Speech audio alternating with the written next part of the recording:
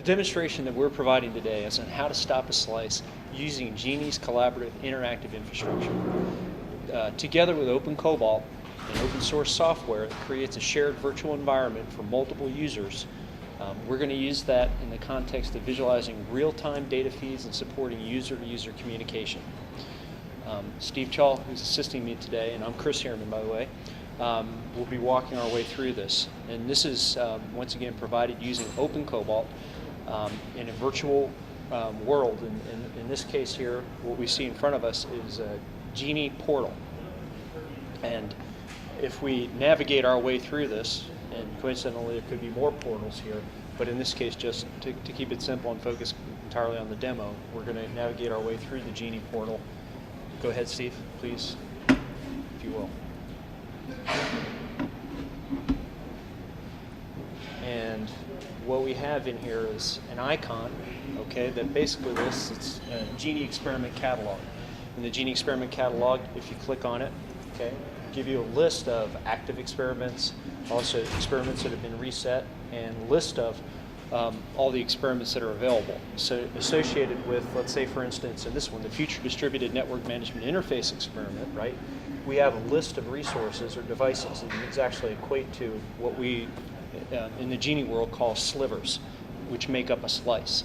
So if we go ahead and click on that, we see the slice actually instantiated in the network itself.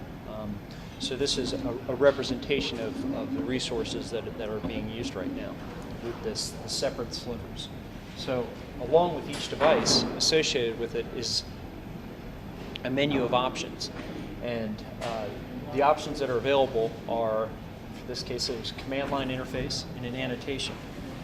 And if Steve selects annotation, for instance, it's the equivalent of leaving a sticky, a note behind. And in this shared context, in this virtual world where there are more than one user, it could be a note to someone else to indicate maybe a task or work that needs to be performed. So, and to make this clear, over here we have a domain that is cs.duke.edu.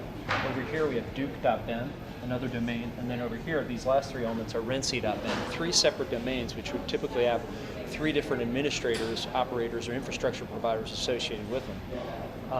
And then over here on the endpoints, we'd have the experiment. Depending on the experiment could be in the middle of the network or somewhere else. But for this case, we're just going to focus on the endpoints. So Steve, if you would, please show us how we could get to the command line interface from here. So now we're actually going to instantiate a desktop implementation, and from there, we would be able to go ahead.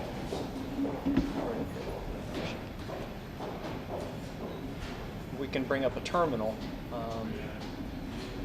that we can use to SSH to that particular device. And in this case, we're there. So go ahead, go back. We navigate our way back to the representation. And if we go to this server, go one, renc.ben, we see the device options that are available. Once again, we have an annotation capability, a sticky. And you can actually want to show them how we could write something in there, Steve, and leave a note behind, maybe to configure a VLAN, let's say, for instance.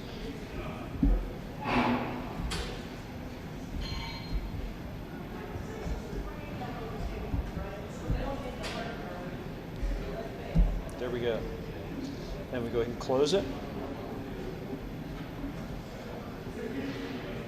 Okay, now we have that left behind as a note for something that is a reminder to take care of it. And we go ahead and open up a command line interface. Once again, it brings us to the desktop server, and from there we're able to create a terminal session and we can SSH to that device.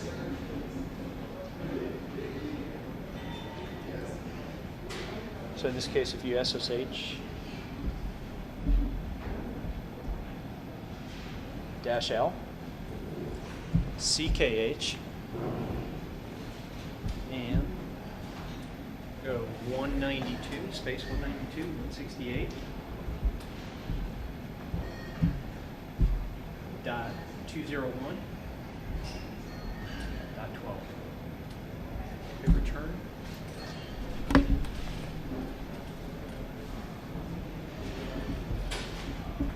Boom. Brings us to that terminal session. Command line interface directly on that device. Now, netstat. Dash RN. There you go. And now what I'd like to do is open devices internally within the network, more the core, I guess you could say. And I'll show you how to do that. So Steve, I'll step up there and drive from here. So in this case, the DTN's in the middle. We'll go ahead and bring up a URL. Okay, so you can see it bring up Firefox. So I'll do another one. And what we'll do is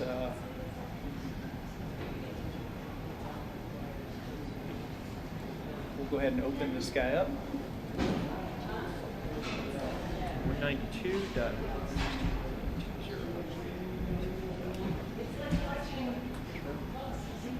And this will actually bring up the GUI associated with this piece of equipment. It's an Infinera DTN for it's our WDM piece of equipment within BEM.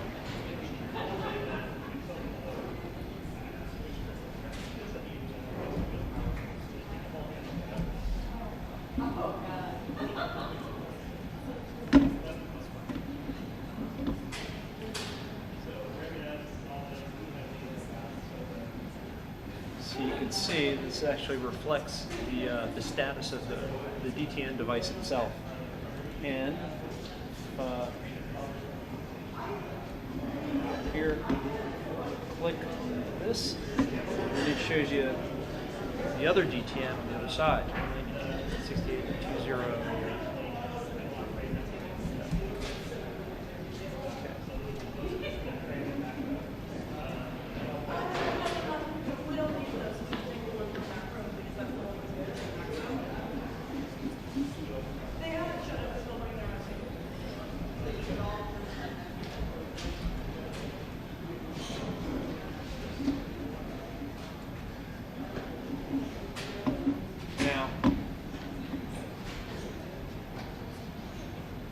Begin to see the whole picture here actually is representative of command line interfaces with all the equipment associated with the experiment in the slice. And then also, here I'll do this for instance, a 6509. We'll bring up a command line interface to that one as well. In this case, once again, we go to the desktop. From the desktop, we're able to access terminal, which allows the SSH in this piece of equipment.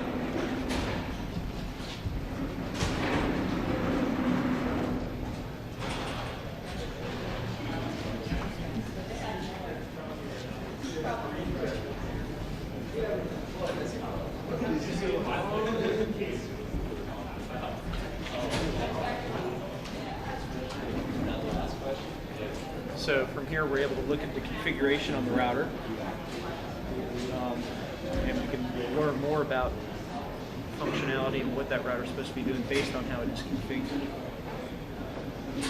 Now,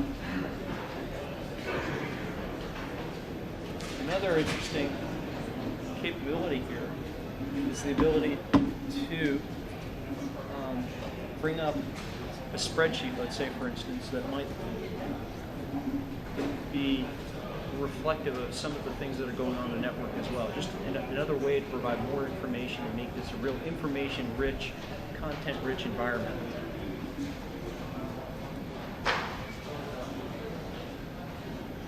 So in this case, I'm going to go open up Document. This looks much like it would on your own desktop. So I've got what I use for BEN, the breakable experimental network, for capacity planning purposes. We're looking at right now a spreadsheet for Cisco 6509s. and you can see how all of them are allocated. And this might be important to an experimenter to make sure that if they have a port that's reserved, that it's actually allocated and taken, and not free and open. So this is the kind of information that Ben would like to share and provide the experimenters with. And then in this case, even for the UMF project, I worked up a spreadsheet for them, a worksheet that gives them a little information about how their experiment is configured. In this case, on the fiber switch, it shows ports 1 and 2, 17 and 18, goes in and out through an amplifier and also an attenuator. Now, the reason why I'm going through all this is to show you how deeply collaborative and how rich this environment is in terms of information and data. And that's important from a command and control perspective. So when it comes to stopping a slice and trying to grab hold of resources and make sure you know how they're being used, you need to have this type of capability and in a shared collaborative environment. Like I said before, that this is an environment that's shared between the experimenters, infrastructure providers, system administrators, you name it. It's not exclusive, it's actually very inclusive. So, having said that, I'm going to go ahead and exit this, close it up, and leave it here. So this actually persists now. The state of the server is that it actually retains the world that we've just configured. It persists, it's ongoing, and it's there for reference for the experimenter or whoever else comes along.